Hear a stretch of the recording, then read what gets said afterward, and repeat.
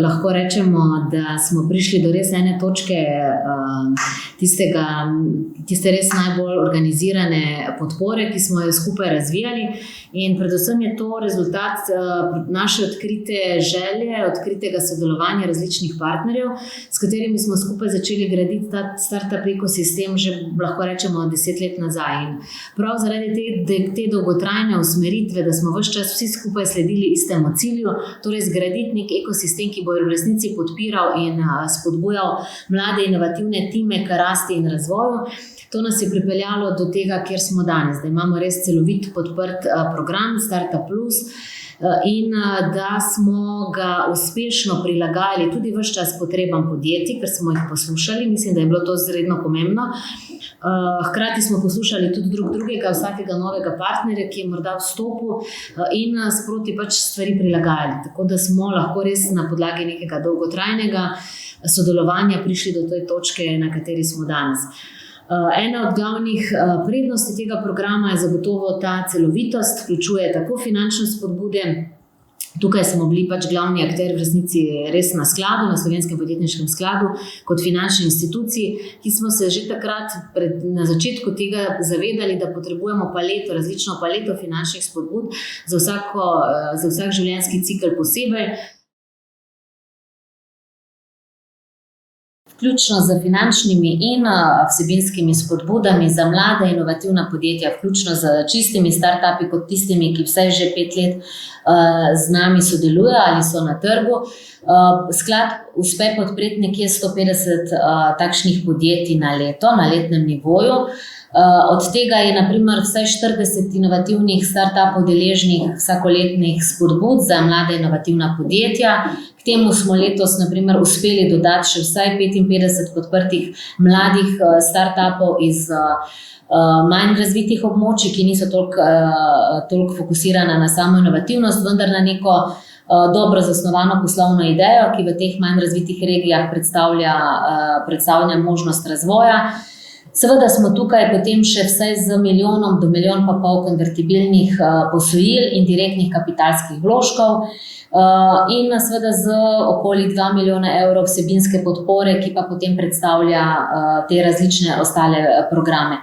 Se pravi, skupno, tako kot sem dejala, nekje 150 podjetij, skupno nekje prejme okoli 6 do 7 milijonov evrov različnih pomoči na letnem nivoju. Učinki so pozitivni. Tudi veliko zmagovalcev se najde, ki potem hitro rastejo, se razvijajo v gazele in stopnja preživetja je kljub vsemu visoka. Slovenski podjetniški sklad je pri tej podpori igral predvsem res tisti temelj, ključni temelj, na podlagi česa so se lahko začele razvijati tudi vse ostale dodatne ugodnosti, storitve, spodbude. Torej, naš ključni temelj je bil, da smo uspeli že po finančni liniji pripeljati določene finančne instrumente. Takrat v začetku so bile to zagonske spodbude za začetek. Te finančne instrumente razvijali naprej. Hkrati s tem pa začeli razmišljati tudi o tej vsebinski podpori. Mentorje smo mi vključevali že kar nekaj let nazaj skupaj z vsemi partnerji v ekosistemu.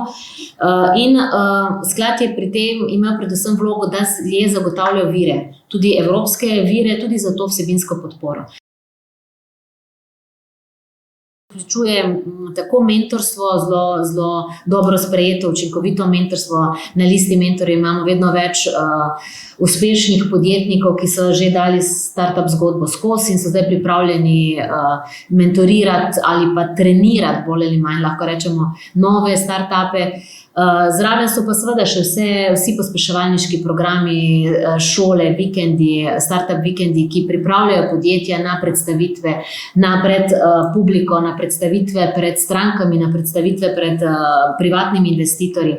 Tukaj so različni strokovni programi, hardverski, internacionalizacija. Se pravi, vse to, kar podjetjem pomaga, da uspešneje koristijo finančne vire, ki jih mi ponujamo. Hkrati pa smo uspeli zagotoviti, torej, da so te storitve tudi plačane in da vedno več partnerjev lahko v okviru teh programov sodeluje in upamo, da bomo s tem nadaljevali tudi naprej. Jaz bi tukaj dejala, da rezultati so zagotovo predvsem v zgodbah, ki jih pišejo naša podjetja, ki jih pišejo v Sloveniji in ki jih pišejo tudi navzven. Imamo kar nekaj pomembnih globalnih playerjev že danes na tem seznamu. In to so podjetja, ki se srečujejo, ki so zelo dobra, predvsem zdaj v tej zelo popularno imenovani 4.0 industriji. Se pravi, vse, kar je povezano z digitalizacijo, z digitalno transformacijo vseh poslovnih procesov, in določena podjetja razvijajo predvsem to tehnologijo, kako to digitalizacijo upravljati, in to so podjetja tako iz področja umetne inteligence, cyber tehnologij, prav tako podjetja z področja obvladovanja teh obsežnih data podatkov. Največji izziv je bila seveda spodbuditi sinergijo. Se pravi, vsakega, ki igra, obvladuje svoj vrtiček, ga vključiti v to igro, kjer več ni vrtičkov, kjer pač vseeno si delimo tako minuse kot tudi pluse kasneje, in da res vedno, ko razmišljamo o nečem, kar razvijamo, da potem pomislimo tudi na partnerja, kako bo vplivalo to na partnerja, kako lahko nekdo drug še prispeva zraven. Torej nismo več ščitili vsak svojega vrtička, kar je za Slovence se mi zdaj značilno, ampak se mi zdi, da smo mi prav v tem ekosistemu dokazali, da se da tudi z sodelovanjem doseči toliko in toliko eksponentno večje uspehe kot zgolj samostojno.